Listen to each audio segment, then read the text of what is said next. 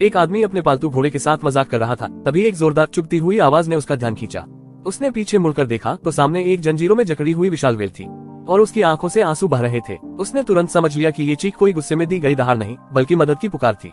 वो एक पल भी नहीं रुका, झट से घोड़े पर सवार हुआ और सीधे व्हेल की ओर दौड़ पड़ा। फिर ऐसा कुछ हुआ जो कोई सोच भी नहीं सकता था। वो घोड़े सहित सीधा व्हेल की नाक के अंदर घुस गया। भीतर की बदबू बेशक असहनीय थी, लेकिन वो डटा रहा। उसने घोड़े से लगातार व्हेल की नाक में खुजली करवाए और कुछ ही पल बाद व्हेल ने इतना जोर का चीख मारा कि न सिर्फ जंजीरें टूट गईं, बल्कि आदमी भी धड़ाम से बाहर जा गिरा।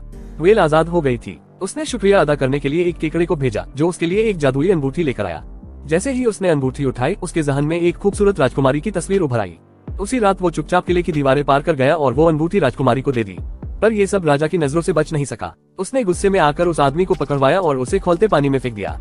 राजकुमारी घबरा गई। उसने बिना वक्त गंवाए वही जादुई अंगूठी पानी में फेंक दी। अगले ही पल आदमी चमकते उजाले में गिर गया। वो न सिर्फ जिंदा था, बल्कि अब उसने राजसी कपड़े पहन लिए थे और उसमें एक शाही रौब आ गया था।